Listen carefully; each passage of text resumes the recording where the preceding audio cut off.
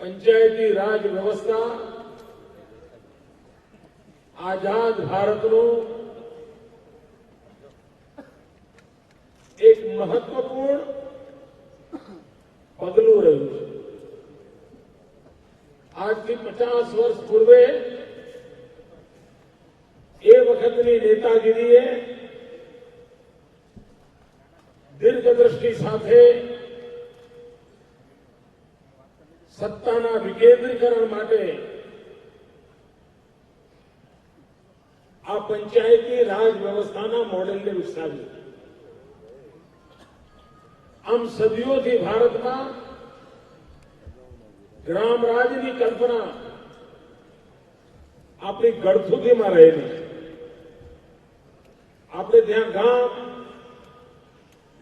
આર્થિક સામાજિક રીતે સ્વયંપૂર્ણ હોય એવું સદીઓનું આયોજન રહેલું છે।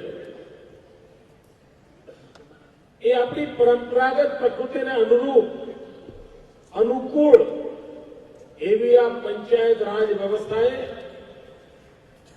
લોકશાહીને મજબૂત બનાવવામાં, સત્તાના વિકેન્દ્રીકરણમાં અને વ્યાપક રૂપે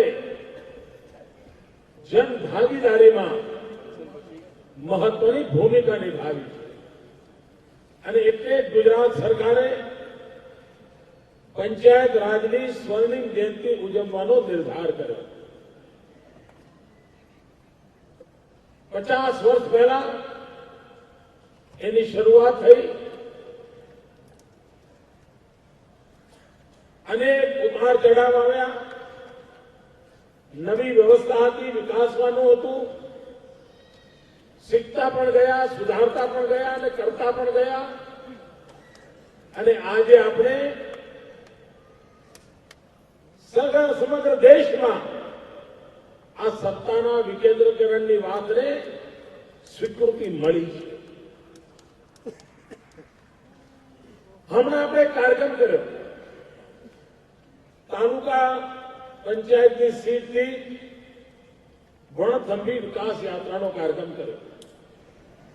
અને કાર્યક્રમમાં અમારા કોઈ મંત્રી આવ્યા। લગભગ 4100 કરતા વધારે કાર્યક્રમો કર્યા। આ રાજ્યના ગયા 50 વર્ષમાં પંચાયત રાજ વ્યવસ્થામાં જેમણે કોઈને કોઈ પદ પ્રાપ્ત કર્યું હતું, કોઈ તાલુકા પંચાયત પ્રમુખ રહ્યા હશે, કોઈ જિલ્લા પંચાયતના પ્રમુખ રહ્યા હશે, કોઈ ગામના સરપંચ રહ્યા હશે, ગયા 50 વર્ષમાં જેમણે કોઈ જવાબદારી નિભાવી હતી એવા સર્વ ભૂતપૂર્વ આ પદાધિકારીઓનું સન્માન કરવાનો રાજ્ય સરકારે એક ઐતિહાસિક નિર્ણય કર્યો।